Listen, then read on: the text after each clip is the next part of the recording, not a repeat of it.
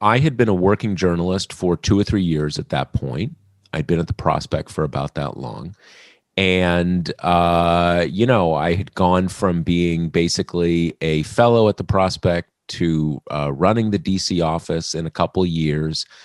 So, things going fine, but I was ambitious and frankly had a kind of a high opinion of my own ideas. And I was having a hard time quite getting the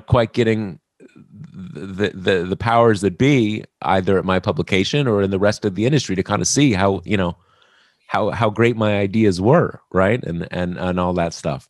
For either a few weeks or a few months in 2000, I actually wrote sort of like a kind of like a blog type thing on the American Prospect site, and it was sort of kind of TPM-y, and it eventually I broke down in some permutation of my conflicts with the brass at the American Prospect.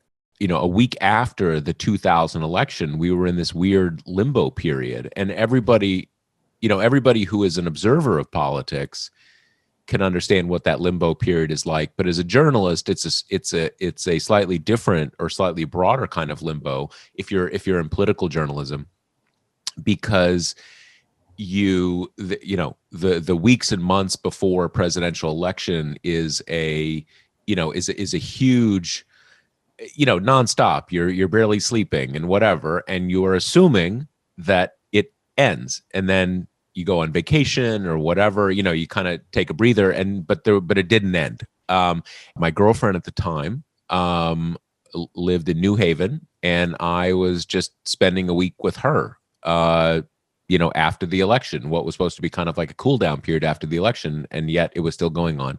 And that's how it started. The power of a blog. You'll find weblog journals all over the internet covering every imaginable subject.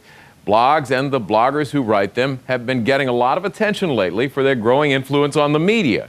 I remember early on when I would look at what was then the sort of the very, kind of primitive way one tracked traffic. I would have to figure out how not to distort the numbers by my own clicking on the site, right? Which gives you a sense of the scale, which was, talking about maybe 50 people in the first week or two. It came together because I saw that when I could say exactly what I wanted to say, and in the way I wanted to say it, I suddenly started getting some traction that I was not getting, or not getting to the, to measure up to my vaunted, sort of pretensions about myself.